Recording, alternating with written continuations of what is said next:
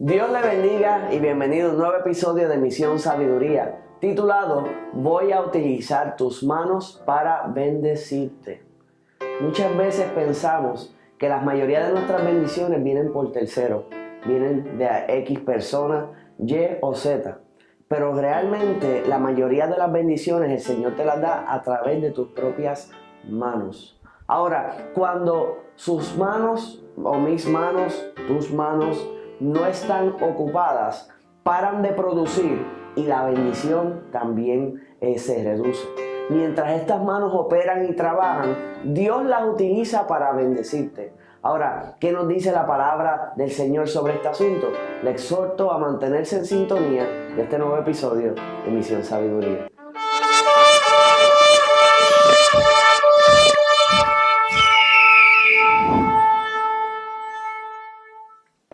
Porque Dios es el que produce en vosotros tanto el querer como el hacer por su buena voluntad. Eso establece la palabra del Señor en Filipenses 2:13. Ahora, Él es el que produce en nosotros el querer como el hacer. ¿Sabe que el Señor quiere hacer de cada uno de nosotros hacedores? Personas que deciden hacer y comienzan a trabajar y no se detienen. Si usted analiza en la palabra del Señor, va a ver consecutivamente que las victorias que Dios le dio a todos los héroes en la fe fueron producidas precisamente por sus manos. O sea, que Dios le dio la victoria, pero fueron las manos del creyente las que el Señor utilizó para darle esa victoria.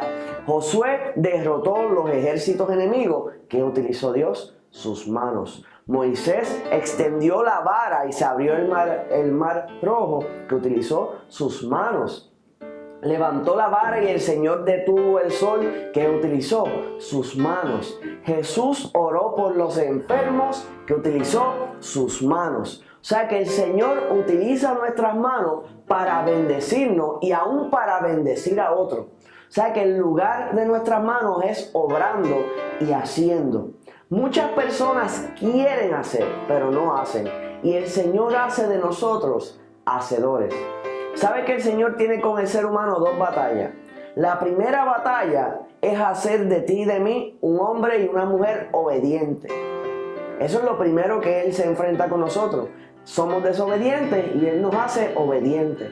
Lo segundo que tiene que hacer con nosotros es convertirnos en hacedores. Porque muchos hablan. Hay un refrán en inglés que dice talk is cheap. Hablar es barato. La gente le encanta hablar y decir lo que va a hacer, pero el Señor quiere que que combinemos nuestras palabras con nuestros actos, de modo que Él pueda bendecirnos de una manera especial. Pero mientras nos quedemos acomodados, pensando y analizando, hay un refrán que dice en la parálisis del análisis, que es analizando lo que vamos a hacer constantemente y no actuamos al final del día, no recibimos bendición y nuestras manos no se utilizan. Nuestras manos fueron hechas para hacer y el Señor nos quiere haciendo, trabajando arduamente para su obra. ¿Sabe que la palabra hacer es una de las palabras más repetidas en la Biblia? El Señor nos manda a hacer, a no hacer el arca, a hacer su voluntad, hacer. Y es que la vida es corta, amado, y tenemos que trabajar arduamente y cuando termine, pues entonces descansamos en el descanso eterno. Pero nosotros nos hemos acomodado y todo lo queremos cómodo.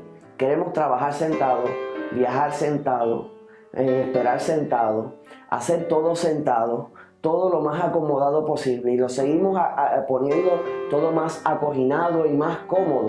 Sin embargo, en los tiempos que había más incomodidad, había más trabajo. Cuando se caminaba estábamos más saludables. O sea que el Señor no nos hizo para ser perezosos. Yo sé que las personas y la moda es hacer poco, pero la realidad, cuando hay una diferencia entre el mundo y la iglesia, es porque la iglesia hace y el mundo se queda estancado. Hay un testimonio que quiero compartir con ustedes de un pastor llamado Brian Cutshort. Brian le pasó que su familia era toda cristiana, sus padres pastores, y él no sentía ese mismo deseo que los demás. Entonces sucede que cuando era jovencito tenía la fiebre de conducir y habían unos vecinos mayores de edad que tenían un auto y él les ayudaba en los quehaceres de la casa y la paga de ellos era dejarlo conducir su auto para ir a distintos lugares. Entonces, cuando él se iba a ir a su casa, ellos le decían: Brian, antes que te vayas, queremos orar por ti. Y eso lo hacía cada vez que los visitaba. Entonces, ese señor le ponía la mano encima y empezaba a orar sobre Brian y le decía: Señor, quiero que hagas un predicador de él, quiero que tú lo utilices predicando la palabra. Y él en su mente decía: Señor, no le hagas caso, Señor, no lo escuches, Señor, yo no quiero hacer eso, decía él. Pero ese anciano seguía con intensidad.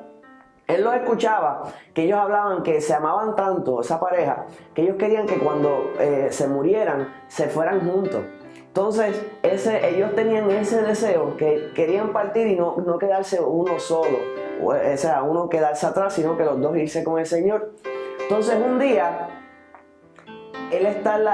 al Señor le da un infarto, ella grita, sus vecinos, que es su papá, y él bajan, lo toman, lo montan en la guagua y cuando van camino al hospital, un truck venía sin frenos y los golpea. Entonces el auto de ellos se vira.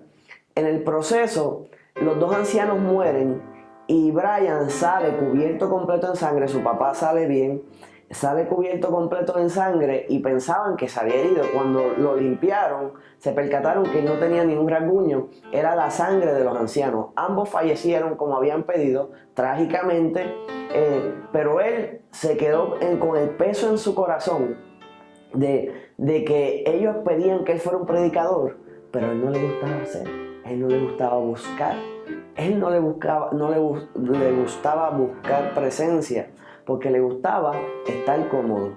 Sin embargo, ellos oraban sobre él para que el Señor hiciera de él un hacedor. Entonces, él precisamente quería lo contrario. Entonces, como Jonás decidió huir de la presencia de Dios cuando estaba más adulto, el Señor lo llamaba, él no quería. Se va en un vehículo, para ser preciso un volky, cuando va saliendo de la ciudad se le rompe el auto. Entonces, logra conseguir contacto con su hermana y su hermana estaba en un retiro. Le dice: te voy a buscar, pero te tienes que quedar conmigo en el retiro. Van y lo buscan, lo llevan al retiro. El predicador, cuando él entra, habían como 400 o 500 personas, él entra y se va a la parte de atrás. El predicador pide que él pase al frente. Cuando pasó al frente, el predicador se quitó el gabán y empezó a golpearlo con violencia al frente de todas las personas presentes. Le daba y le daba y le daba, y él estaba avergonzado primero, y seguía dándole. Y cuando le había ya dado varias veces con el gabán, así sacudiéndoselo encima, le dijo: ¿quién te enseñó a huir de la presencia de Dios? Cuando él escuchó eso, sabía que él estaba precisamente haciendo eso. Cayó de rodillas, comenzó a llorar y decidió convertirse en un hacedor. ¿Sabe qué? Luego empezó a buscarle la presencia, pero tenía un problema. Solamente porque Dios lo llamó a predicar no quería decir que él automáticamente iba a fluir en la palabra. Y cuando empezó a predicar, era un revolú. Nadie lo entendía. Su primer mensaje duró 1 minuto, el segundo duró 3 minutos, el tercero duró 7 minutos.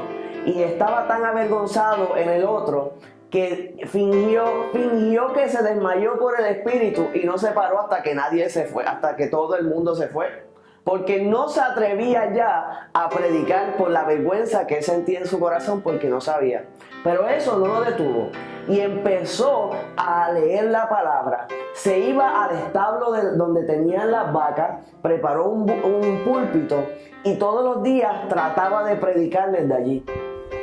Pasaron semanas, pero él seguía determinado y con insistencia tratando de aprender por la experiencia que había tenido. Sigue insistiendo y tratando.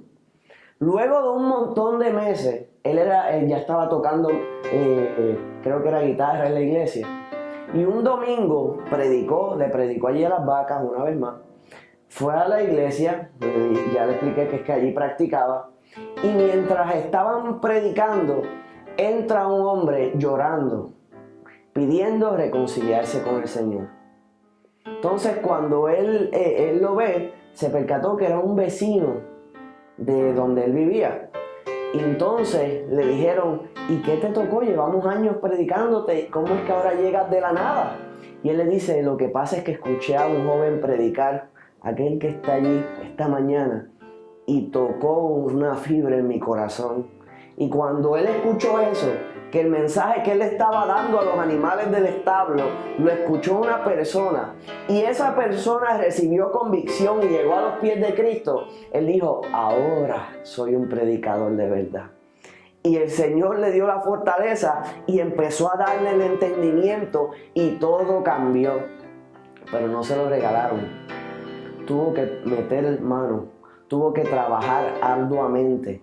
Y el Señor lo bendijo a través de sus propias manos. Así que espero tomes acción y te conviertas en un hacedor y que el Señor ponga en ti tanto el querer como el hacer. Que el Señor le bendiga.